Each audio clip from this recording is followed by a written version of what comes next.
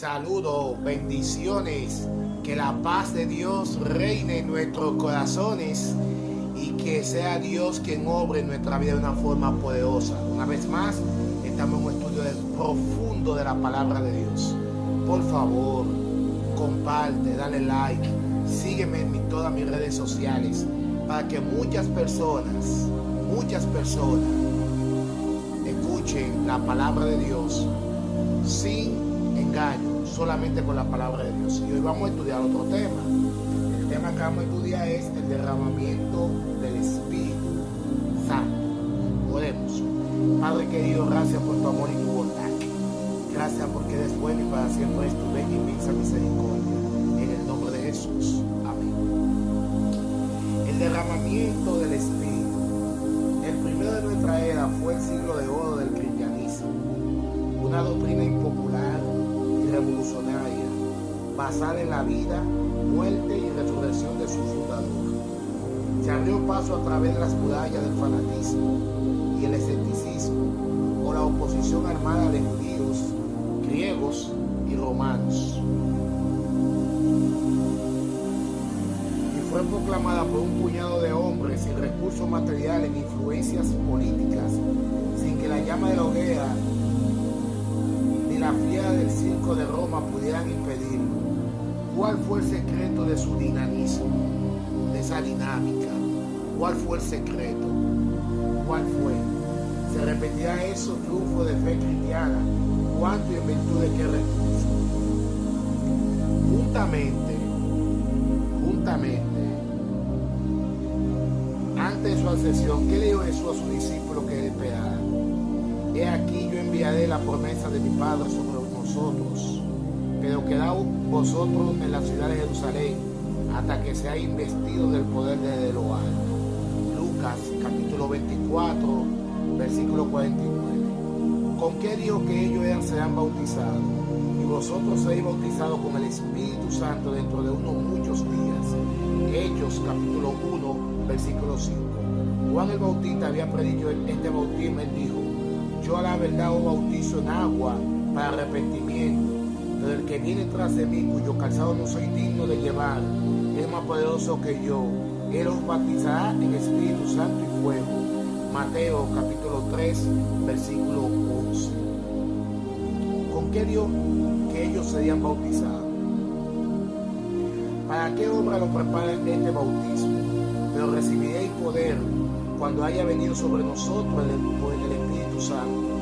Me seréis testigos en Jerusalén, en toda Judea, en Samaria, hasta lo último de la tierra. Hechos capítulo 1, versículo 8. ¿Cuáles fueron algunos de los resultados de la predicación del Evangelio bajo el derramamiento del Espíritu? Y a oír esto, se compusieron de corazón y dijeron: varones, hermanos, ¿qué haremos?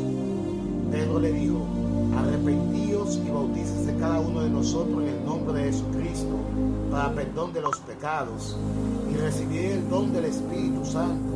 Así que los que recibieron su palabra fueron bautizados, y se añadieron aquel día como 3,000 personas, según Hechos capítulo 2, versículos 37, 38 y 41. Y por la mano de los apóstoles se hacían muchas señales y prodigios en el pueblo, y los que creían en el Señor aumentaban más, gran número así de hombres como de mujeres. Hechos capítulo 5, versículo 12 y 14. Y crecía la palabra del Señor, y el número de los discípulos se multiplicaba grandemente en Jerusalén. También muchos de los sacerdotes obedecían a la fe. Hechos capítulo 6, versículo 7. ¿Cómo afectó la persecución la predicación del Evangelio? En aquel día hubo una gran persecución contra la iglesia que estaba en Jerusalén, y todos fueron esparcidos por la tierra de Judea y de Samaria, salvo a los apóstoles. Pero los que fueron esparcidos iban por toda parte anunciando el Evangelio.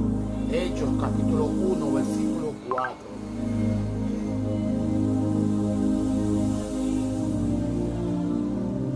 La persecución ha tenido toda la tendencia de entender, establecer la fe que se proponía destruir. No hay lección que los hombres han sido tan lentos en aprender como la de que oponerse o perseguir a los hombres es precisamente la manera de confirmarlos en sus opiniones y entender su doctrina. ¿Qué profecía se cumplió con el derramamiento pentecostal del Espíritu Santo en el tiempo de los apóstoles?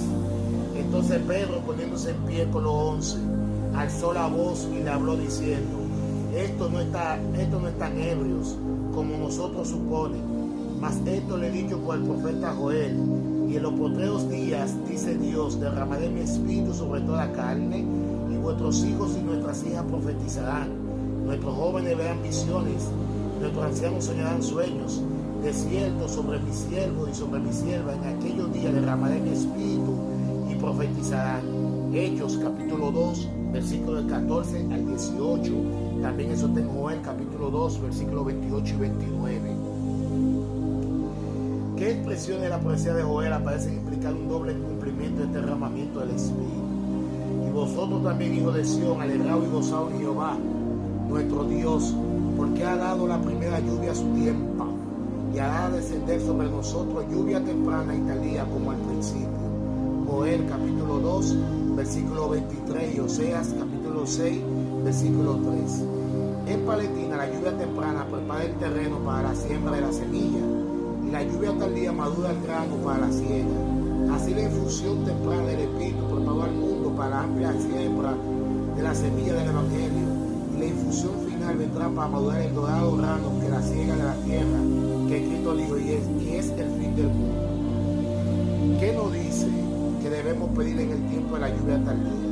Pedí a Jehová la lluvia en la sazón de la lluvia tardía, pues Jehová es el que da relámpago, y eso dará lluvia abundante a cada uno en la planta del campo. Zacarías capítulo 10, versículo 1. Antes que los apóstoles sembraran el bautismo del Espíritu en la lluvia temprana del día del Pentecostés, todos ellos perseveraban unánime en oración y ruego. Hechos capítulo 1, versículo 14. Durante ese tiempo ellos confesaron sus faltas, eliminaron sus diferencias, renunciaron a sus ambiciones egoístas, a sus contenciones por la posición y el poder, de modo que cuando llegó el tiempo de la infusión del Espíritu, estaban todos unánimes, juntos, listos para recibirlo, a fin de estar preparados para el derramamiento final del Espíritu. Debe quitarse de nuevo todo pecado y ambición egoísta, y similarmente debe realizarse una obra de gracia en el corazón de los hijos de Dios. ¿Cómo fue descrita por el revelador la obra final del Evangelio bajo el derramamiento del Espíritu? Después de esto vi a otro ángel descender del cielo con gran poder, y la tierra fue alumbrada con su gloria. Apocalipsis capítulo 18, versículo 1. ¿Qué dice este ángel?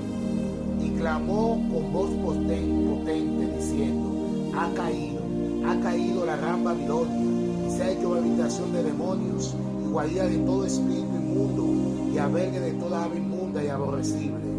Nota, el mundo religioso está entonces en la misma condición en que estaba la nación judía después de haber rechazado a Cristo en su primer avenimiento.